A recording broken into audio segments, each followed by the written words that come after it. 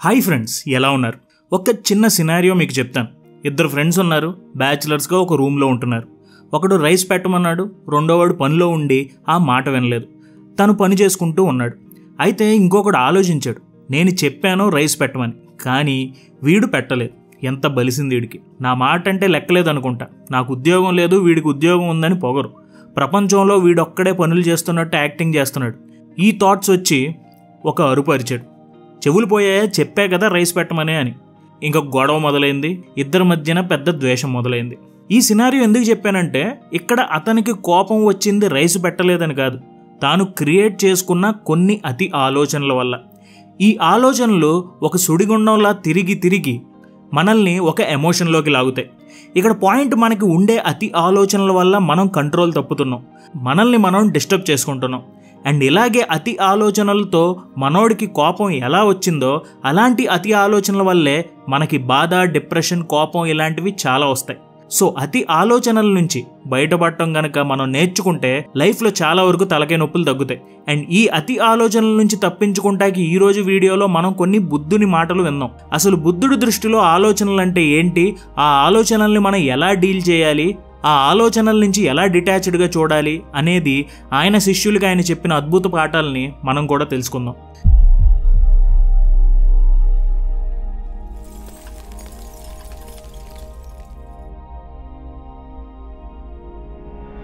And వీడియోలోని మొదటి point, inner weather. మన ఆలోచనలు అండ్ మన ఎమోషన్స్ మేఘాలు లాంటివి, కొత్తగా తయారవుతుంటాయి, మారుతూ ఉంటాయి, ముందుకు కదులుతూ వెళ్ళిపోతూ ఉంటాయి. కొన్నిసార్లు మన ఆలోచనల ఆకాశంలో హ్యాపీ థాట్స్ ఉంటాయి, కొన్నిసార్లు బాధలు ఉంటాయి, కొన్నిసార్లు నల్లటి మేఘాలు వస్తాయి, బాగా కోపం, ఆపుకోలేని ఎమోషన్స్ లాంటివి వస్తూ ఉంటాయి. సో బయట వాతావరణం ఎలా మారుతూ ఉంటుందో అలాగే మన లోపల వాతావరణం, మన ఇన్నర్ వెదర్ కూడా మారుతూ ఉంటుంది. సో బుద్ధుని టీచింగ్స్లో ఒక ముఖ్యమైన పాఠం ఏంటంటే, మనలోని ఎమోషన్స్ అన్నీ కూడా ఆకాశంలో కదులుతున్న మేఘాలు లాంటివి. కొన్నిసార్లు బాధ, కొన్నిసార్లు భయం, కొన్నిసార్లు హాయి, కొన్నిసార్లు ఆనందం, కొన్నిసార్లు ప్రేమ, కొన్నిసార్లు కరుణ, కొన్నిసార్లు ద్వేషం, కొన్నిసార్లు ఉక్రోషం, ఇలా మారుతూనే ఉంటాయి. కానీ అవేమీ కూడా నీ సెల్ఫ్ని, నిన్ను డిఫైన్ చేయవు. ఒక మేఘాన్ని ఆకాశం ఆపేసి ఇది నాది అని అనదు. అలాగే మనం కూడా మన ఎమోషన్స్ని ఆపుకుని ఇది నాది అని అనకూడదు. They are just what they are. ఆ సమయంలో ఆ ఎమోషన్ని మనం మేనిఫెస్ట్ చేసుకున్నాం, అది వచ్చింది, అంతే. ఎప్పుడైతే ఈ ఆలోచనను అర్థం చేసుకుంటామో మనం మనకి ఉపయోగపడే ఎమోషన్స్ని ఎలా తయారు చేసుకోవాలో తెలుసుకుంటాం. అండ్ వేరే ఎమోషన్స్ని కూడా తక్కువగా ఓన్ చేసుకోవడం మొదలు పెడతాం. మేఘాలు పర్మనెంట్గా అలాగే ఉండవు, వస్తుంటాయి, వెళ్తుంటాయి. అలాగే మన ఆలోచనలు, ఎమోషన్స్ వస్తుంటాయి, వెళ్తుంటాయి. ఆ ఆలోచనలు, ఆ ఎమోషన్స్ అవేమీ మనల్ని డిఫైన్ చేయకూడదు, మనల్ని అవి డిసైడ్ చేయకూడదు. మనం చేయాల్సింది ఇలాంటి ఆలోచనలు లేదా ఎమోషన్స్ వచ్చినప్పుడు వాటితో డిటాచ్ అవ్వడం, ఆ ఆలోచనల్ని, ఆ ఎమోషన్స్ని పాస్ అవ్వనివ్వడం, వెళ్ళిపోనివ్వడం. మనం నేర్చుకోవాల్సింది మన థాట్స్ అండ్ మన ఎమోషన్స్ని కామ్గా అబ్జర్వ్ చేయడం. ఎంత ఎమోషన్ వచ్చినా కూడా కంపోజ్డ్గా ఉండడం. ఆ ఆలోచనల్ని నిజమా అబద్ధం అనే జడ్జిమెంట్ లేకుండా ఒక మేఘాన్ని చూసి ఓహో అని ఎలా అనుకుంటామో అలాగే మన థాట్ అండ్ ఎమోషన్ని చూసి అనుకోవాలి. బుద్ధుని మాటలు మనకి మన మాటల మీద, మన ఆలోచనల మీద, మన ఎమోషన్స్ మీద అవేర్నెస్ని పెంచుతాయి. వీటన్నిటికంటే కూడా మనం బెటర్గా ఉండగలం అనే ఆలోచన ఇస్తాయి. సేమ్ ఇదే కాన్సెప్ట్ మనకి భగవద్గీతలో కృష్ణుడు కూడా చెప్తాడు. ఆ కాన్సెప్ట్నే అద్వైతం అంటారు.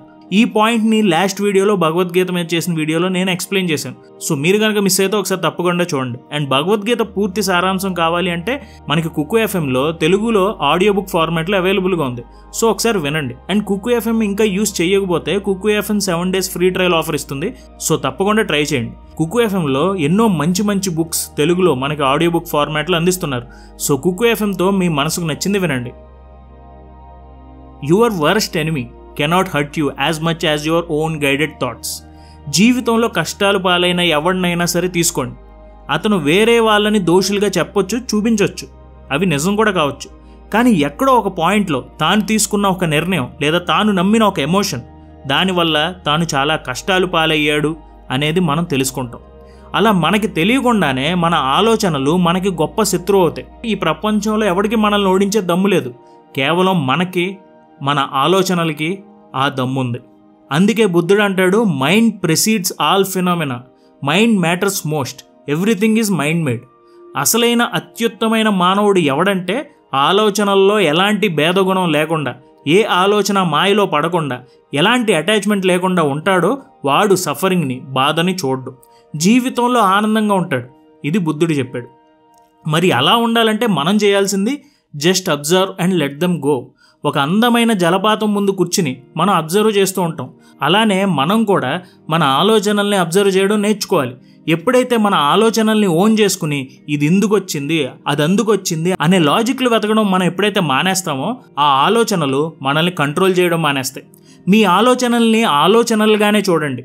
ఇది నిజం, అది అబద్ధం, ఇది మంచి, అది చెడు, ఇది నేను, అది నువ్వు, ఇలా ఏమీ చేయకండి. Just observe and let them go. మన ఆలోచనలు ఫిక్స్డ్గా ఉండవు, వస్తుంటాయి, పోతుంటాయి, ఒకేసారి సడన్గా వస్తాయి, అలానే వెళ్ళిపోతాయి.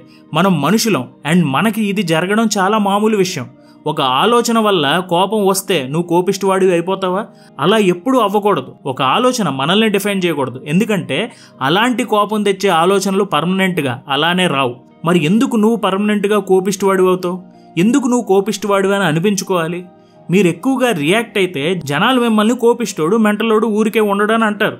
సో మనం గుర్తించాల్సింది మనం అవేమీ కాదు, మన ఆలోచనలు మనల్ని డిసైడ్ చేయవు అనే నిజాన్ని మనం గుర్తించాలి.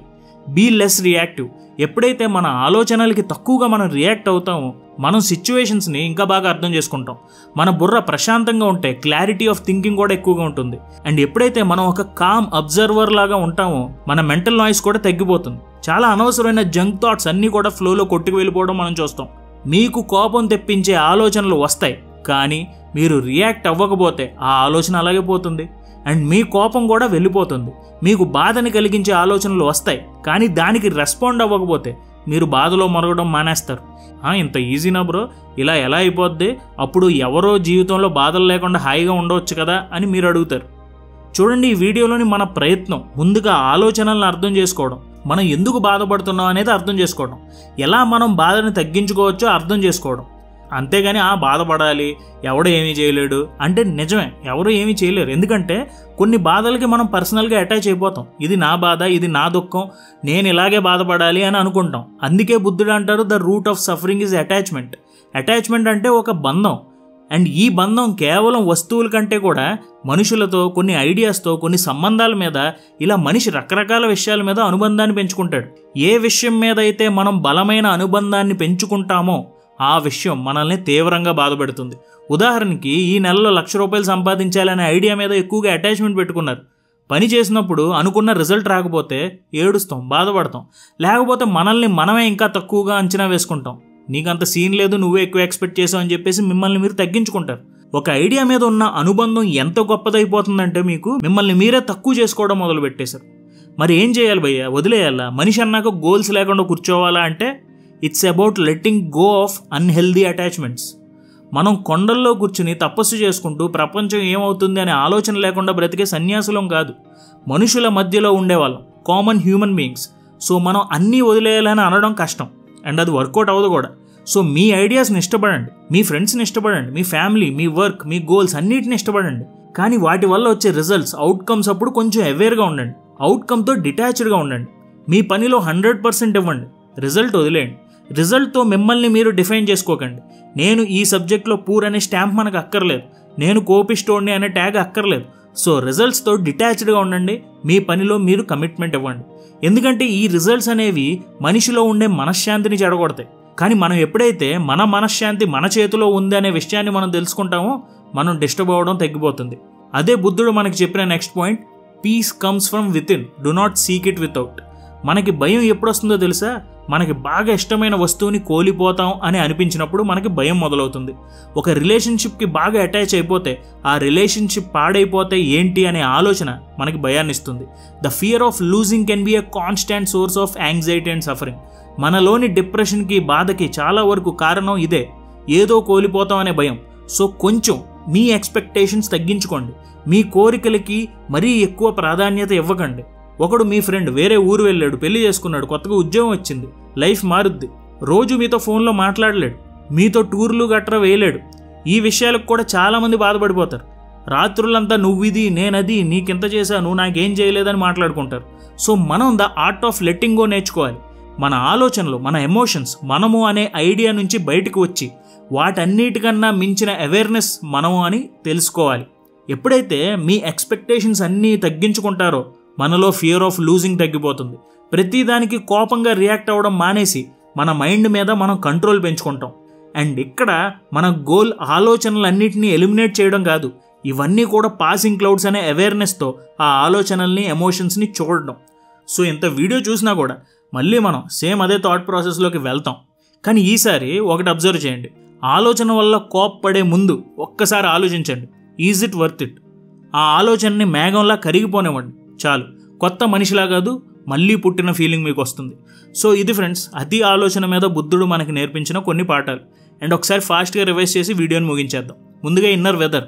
వాతావరణం మారినట్టే మన ఆలోచనలు, ఎమోషన్స్ మారుతాయి. ఎలా అయితే మారే వాతావరణం మనం చూస్తూ అబ్జర్వ్ చేస్తూ ఉంటామో, మన ఆలోచనలు కూడా, మన ఎమోషన్స్ని కూడా అబ్జర్వ్ చేస్తూ ఉండండి. Your worst enemy cannot hurt you as much as your own guided thoughts. మీ శత్రువు ఎక్కడో ఉండడు, మీ ఆలోచనలోనే ఉంటాడు. సో అబ్జర్వ్ చేయండి. అందుకే just observe and let them go. ఆలోచనల్ని అబ్జర్వ్ చేయండి, జలపాతంలోని నీరులా చూడండి, వెళ్ళనివ్వండి.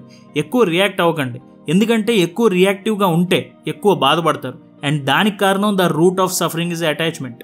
నెగిటివ్ అటాచ్మెంట్స్ వద్దు, రిజల్ట్స్తో అటాచ్డ్గా ఉండకండి. మీ పని చేయండి, రిజల్ట్ రాకపోతే అంతా అయిపోయిందని కాదు, మీరు పని సరిగ్గా చేయలేదని. సో మీ వర్క్ మీద మీరు కాన్సన్ట్రేట్ చేయండి. Peace comes from within, do not seek it without. మనలోనే మనశ్శాంతి ఉంటుంది, దాన్ని పట్టుకోండి. ఏదో కోల్పోతాం అనే భయం, వేరే వాడు నాకు ఇది చేయాలి అది చేయాలనే ఎక్స్పెక్టేషన్స్ మనకు అక్కర్లేదు. సో ఫ్రెండ్స్, ఇది ఈరోజు వీడియో. మీకు ఈ వీడియో ఎలా అనిపించింది అనేది నాకు కింద కామెంట్స్లో తెలియజేయండి. Thank you so much for watching our videos. జై హింద్.